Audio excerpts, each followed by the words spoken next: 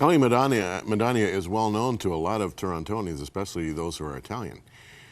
He has been a major player for many, many years, doing so many and accomplishing so many things that really it takes a book to talk about. He's written this book called Divine Passion to Help Others, and he quotes Matthew 25 and 40, I say to you, inasmuch as you did it to one of the least of these, my brethren, you did it to me.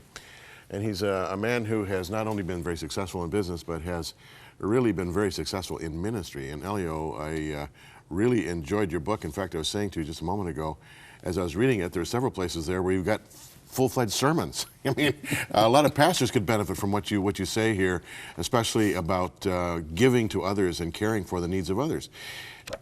Is this something that was always a part of your life, or was it a latter-day development?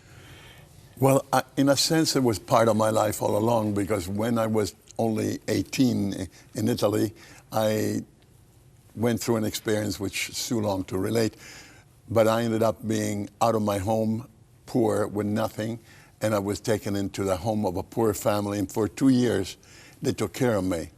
And eventually, somebody in the United States heard about my situation, and without knowing me, they offered to pay all my expenses to come to North America. And a year and a half later, I had already saved up some money. So I called one of these three ladies that had paid for all my expenses and said, I want to pay you back. She said, what do you mean pay us back? You don't owe us any money. And I said, well, but you paid for all my expenses. They said, but we didn't do it to you, we did it unto the Lord. I said, but I still want to pay you back. And she said, listen, if you really want to pay us back, there's only one way to do it. When you meet people in great need, do like we did. And that changed my life.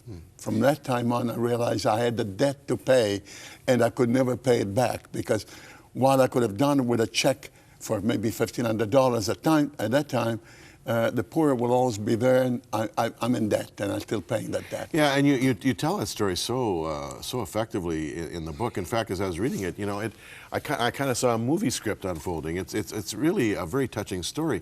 Now, why was it that you decided on Canada? Was it like these people who sent the money were from America, right? Yes. Why did you decide on Canada instead of the States? Well, because it was impossible to get a visa to get into the United States, and so the missionary under whose ministry I had been saved in Sicily was a Canadian from Montreal, and so he was speaking in a church in the United States, and these three ladies went to him and said, you talked about this young man, we would like to help him bring him to the United States. He says, impossible. What about Canada? Maybe. And she said, well, if you do it, if you take care of the legalities, we'll take care of the cost. And that's how it worked out. Now, by the way, I'm reading the book, and I thought, what? You're not only from Sicily, but you're from, how do you pronounce it? Corleone or Corleone? Corleone. Corleone, and I'm thinking Godfather. Yeah. and a lot of people, when they say Sicily, they think Godfather, they think mafia. Were you aware at all of organized crime in Sicily when you were a child growing up there? Oh, yes, that was part of life. You knew that there are certain things you don't see, certain things you don't talk about, and you just mind your own business and nobody bothers you. And when you began to really get established in Toronto with the Italian community, did you meet any resistance from organized crime? No, I cannot say that I did. No. Now, your story, and I want to get into what you're doing in the Dominican in a moment or two, but how is it that you rose to such prominence in the Italian community? Was it just because of your success? You started with insurance, and then you got into bottling soda, and one thing led to another, and you became very successful. Was it because of that, or was it because you chose to get involved in the community with a lot of fundraising for good causes and really working with Italians? Well, in a sense, I was a big fish in a small pond. Right. It was easier. It was a niche. Yeah. I became involved with church, and I had a program on radio in the Italian language. Was that on CHIN? C-H-I-N? C-H-I-N. Yeah. And well, earlier than that, I had a religious program in a radio station in Niagara Falls. Right. And then I was on television. I had a program on television, half an hour every Sunday morning. It wasn't my program, but the fellow who was making money out of the program wasn't doing a good job. And I said to him, the Italian community needs this half hour to learn about the things that they should know. And he says, but that takes too much time. If you want to do it, I give you the half an hour, you take care of it.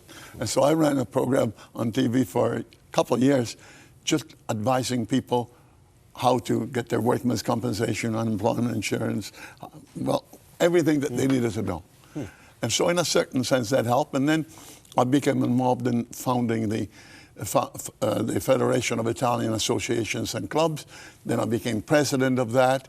And during my term of 4 years, 2 terms, I was involved as the founding president of Bella Colombo, the beautiful home for senior citizens, which surpasses most of them in North America. I mean, I've heard it's like a 5-star hotel. It's just gorgeous. It's a beautiful place. And something Moira would love. There's a picture of you here meeting the Queen at one point.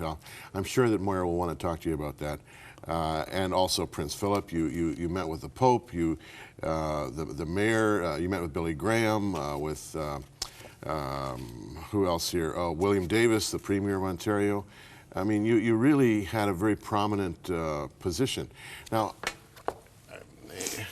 why then, with all of this status that you had and influence, why Dominican Republic and why this remarkable ministry that has evolved? Tell us the story. We got about 7 minutes. Well, I simply realized that it was time for me to retire. There was no need to work any longer. God had provided all that I needed. And so we took early retirement and decided we'd spend a few months in Florida, a few months in Canada, and in between we would do traveling. Well, the first trip we took after my retirement at age 57 was to the Dominican Republic, just because I happened to have timeshare, and the timeshare people suggested to go there. And when we were there, it was a beautiful country. I mean, beautiful hotels. We went for a walk, and we made a mistake. We made the wrong turn, and we ended up in a desperate area of the Dominican Republic. It was so desperate that it touched our hearts. I've seen poverty before, but I guess there's a time when you're open to it more than other times. And so when we saw that, we said to each other, well, we got to do something, at least for 1 or 2 families, to get them out of this terrible place. But how do you start? So we felt, well, maybe we can look for a church, and maybe the pastor will know a couple families. So we looked for a church in the general area. It was a small little church. We met the pastor. And when we asked him if any of his members had lived in the area we had just visited, he said, I live there. So he invited us, and we went to see, and it was a shack. We asked him if anybody else lived there, and we visited 25 homes, shacks. I mean, terrible places to live. And as I was taking pictures and video, I felt to complain to God, why don't you take care of these people? These are your people. And a voice said to me, like an audible voice said to me, well, you are able to do it.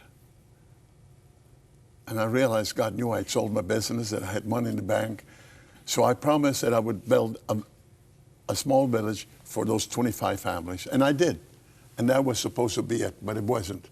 Because when we were leaving to come back to our Florida beautiful home, I received a little notice that somebody wanted to see me. I went to see this lady. She was sick in bed. And she said, please give me a home. I'm desperate. In this place where I live, the river comes and floods our place all the time. We didn't have any more homes, and I said, we don't. And she said, please, give me a piece of land where I can build a shack away from this river.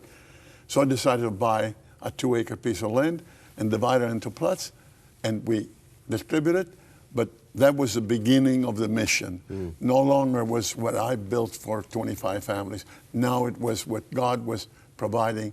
And from that time to now, we built about 1,200 homes, 10 villages, 12 churches, 6 schools, large schools, 5 medical centers, and many other things. The latest one, the Village of Paradise, we call it, with 206 homes. We just inaugurated in January. It has now a vocational school where we're going to teach skills so that people can learn trades and get jobs and support their families.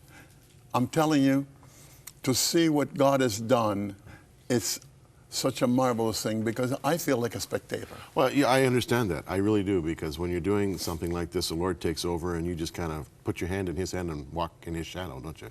Now, let me just look at Elio Madonia for a minute. You were a very successful guy. You sold your business, you retired at age 57. You've been doing this remarkable work in the Dominican now for many years. How has this impacted you personally?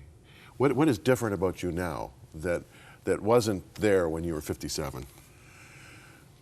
Well, you know, through my life, to do the things that I was involved in business and social and politics and so on and so forth, you have to wear sort of a mask. You have to create your own personality, and not necessarily what you are, but what you want to look. Mm-hmm.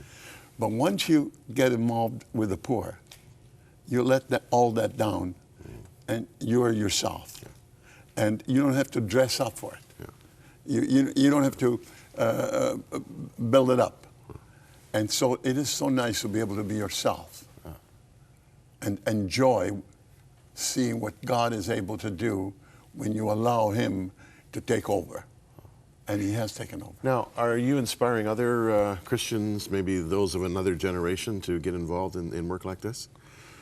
Well, I have 6 other couples that have joined us there in full time. They raise their own support, and they are full time. Each takes their own area. The specific thing about what we're doing is this: it's not a denominational thing. It's not just we own. It's owned by those who work there. So these people each take. Some people run the clinics. Some people run the schools. Some people run the building. It's all there. All I do is, well, really, all I do is nothing. Which is wonderful. Isn't that leadership, Elio? Working yourself out of a job, trusting other people, delegating. You know, you cast vision. You present the horizon, and then others pursue it. We're doing a very great thing right now. Yeah. A Christian businessman from Western Canada, has purchased 80,000 square meters of land, which is about 15 acres. And we are donating to 206 families that live in this last village, 200 square meters of land where they can raise their own food. Right. Because we are feeding hundreds and hundreds of children every family. That's one of the ministries that some couple has taken over. But we realize that really we cannot solve all the problems, so we leave it in the hands of themselves. Elio, you're an inspiration. Divine Passion to Help Others is the book, friends. And do we have this in our e-store? That I didn't ask. We don't. But it's a remarkable account of a remarkable man and his wife. And we haven't had a chance to talk about Lena, but I'm sure she's played a big role in all of that. For sure. I certainly wish you the best, and may the Lord continue. Do you have a website? Yes. What is it? Oh, there it is, volumesdirect.com, is that it? That's to order the book. Okay, to order the book, volumesdirect.com. But there is a website for the foundation. It's called the Samaritan Foundation DR, Dominican Republic, .com. So the Samaritan Foundation DR.com. All right, you want to find out more about this remarkable man and his ministry, you might want to help out. That's how you get in touch with him. Thank you. Thank you very much. We'll be back with more after this, friends.